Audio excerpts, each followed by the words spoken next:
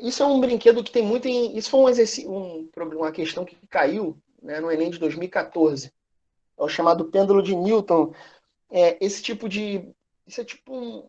Isso é tipo um brinquedo, né? Isso às vezes tem em feira de ciências também, né? Em que você que diz o seguinte, né? O pêndulo de Newton ele pode ser constituído por 5 pêndulos idênticos suspensos em um mesmo suporte. O que ele quer dizer que eles são idênticos, pessoal? É que eles vão ser feitos do mesmo material, vão ter a mesma massa e o mesmo raio, vão ter o mesmo tamanho, tá certo? Isso já teve na SEMAC, né? Em um dado instante, as esferas de 3 pêndulos são deslocadas, tá bom? Para a esquerda e liberadas, deslocando-se para a direita e colidindo elasticamente com as outras duas esferas, que inicialmente estavam paradas, né? O movimento dos pêndulos após a primeira colisão ele vai ser representado melhor por qual tipo de desenho aqui? Bem, não sei se vocês já viram, mas quando a gente afasta um só, vocês lembram o que acontecia quando você tem vários e se afasta um só? O que acontece? Vocês lembram?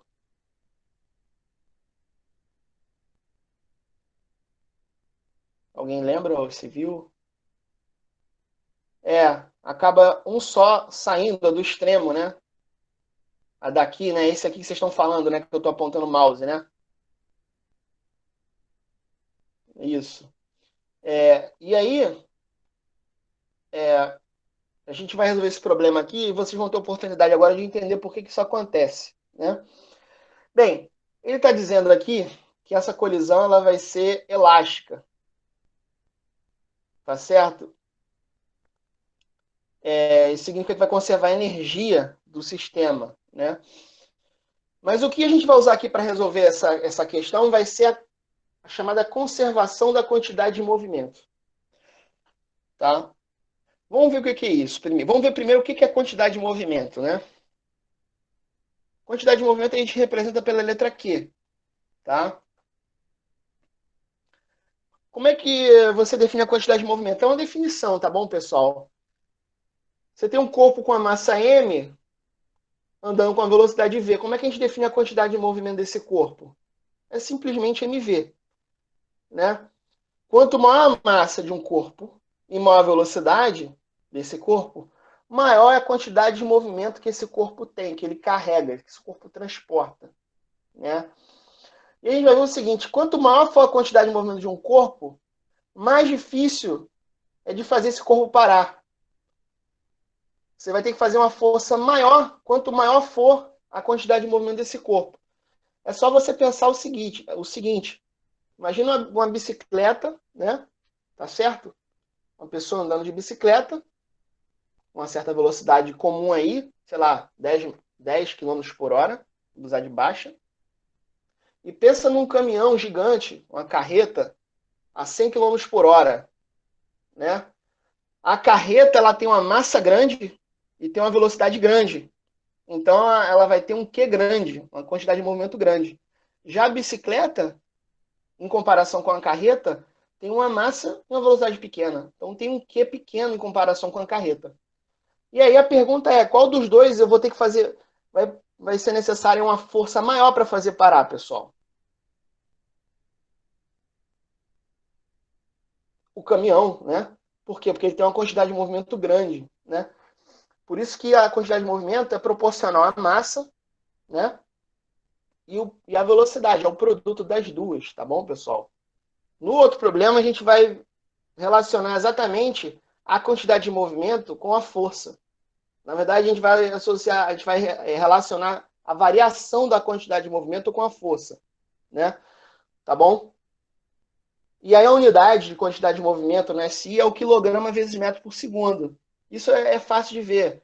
É só fazer uma análise da fórmula, né? Ó, que a massa está aqui, que a unidade de massa no SI é o quilograma. E a de velocidade é metro por segundo. Então, a unidade de quantidade de movimento no SI vai ser o quilograma vezes metro por segundo. Bem, e a gente vai usar esse conceito para resolver esse probleminha. Então, instantes antes da colisão, a gente tem esse cenário aqui, ó. A gente tem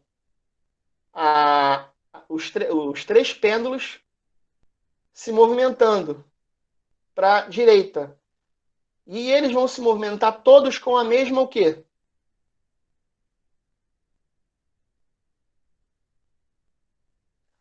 Com a mesma velocidade, tá certo? Eles vão estar todos, esses três vão estar se aproximando dos outros dois que vão estar paradinhos ali, ó. Né? Exatamente, Tainá. Velocidade. Então, os três vão estar se aproximando com a mesma velocidade. Quanto vale, pessoal, a quantidade de movimento total aí, de todo mundo? Se eu fosse calcular a quantidade de movimento de todos eles. Exatamente, Luiz Marcos. Vai ser 3 MV. Porque esses dois estão em repouso. Então, o que total vai ser 3 MV. Tá? Aí, muito bem, o que vai acontecer? Essa aqui vai ser a quantidade de movimento total antes da colisão. Tá bom? Antes da colisão. Aí, o que vai acontecer durante o processo de colisão? Aí, pessoal, eu coloquei até em vermelho aí. Sempre que que a gente tiver uma situação de colisão ou uma situação de explosão, a quantidade de movimento do sistema total sempre vai se conservar, tá bom? Isso é uma lei de conservação. Assim como tem a conservação da energia, tem a conservação da quantidade de movimento. Ela é igual antes e depois, tá? Isso tudo por quê? Porque, só dando uma explicação rápida para vocês do porquê que isso acontece, por que a quantidade de movimento se conserva, ela fica constante, é porque nesses tipos de situações que eu comentei com vocês, de colisões e de explosões, as forças que atuam nesse sistema, essas forças são internas. São forças trocadas entre as partes do sistema, entre as esferas, no caso ali, entendeu? E no caso de explosão, entre os pedaços, entre os estilhaços da bomba. Então, por isso que toda vez que você tiver uma situação dessa, de explosão e de colisão, de choques, né, uma batida, por exemplo, essa quantidade de movimento total ela vai conservar sempre. Que antes igual a que depois, tá bom? Só lembrando para vocês o seguinte, que a quantidade de movimento é uma grandeza vetorial. Então ela tem que conservar não só o módulo, ela vai ter que conservar o módulo, a direção e o sentido. Então, a gente tem 3MV, tá certo? E qual a direção e o sentido desse 3MV, pessoal? Antes.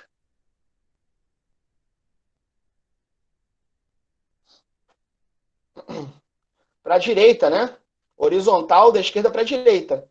Então, o que depois vai ter que estar também na horizontal e para a direita, né? Ó, o que depois vai ter que ser 3MV. Poderia até ter colocado uma seta aqui, né? Para a direita, tá bom? Ele tem conservar, vai conservar tudo. Não é somente o módulo. É o módulo, a direção, o sentido. Então vai ter que estar continuando da 3MVs para a direita. Diante disso, pessoal, qual das opções vocês acham que vai ter que dar aí no final?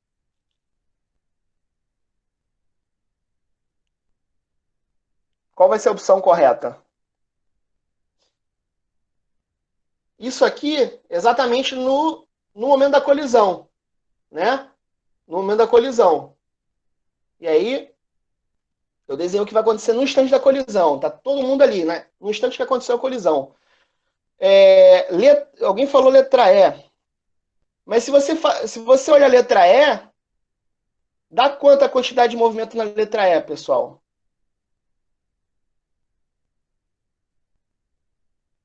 Hum?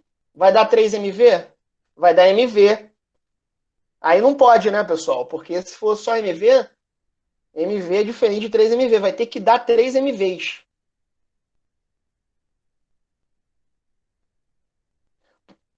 Por que vai ser a B, pessoal?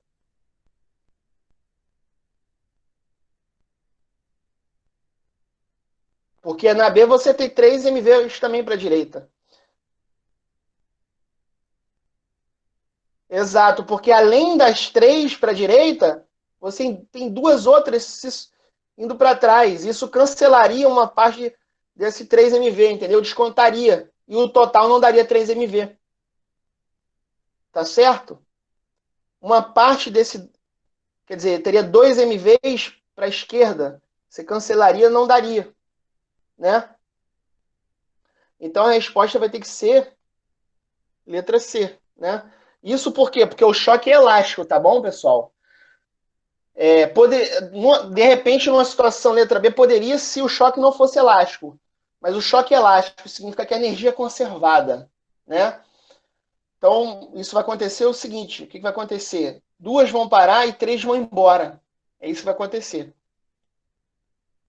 Né? É isso que acontece aqui, ó. Então vai ser letra C, tá bom? Porque a colisão ela vai ser elástica, ela vai conservar a energia mecânica, né? A energia mecânica ela não vai se perder aí nessa colisão, tá bom?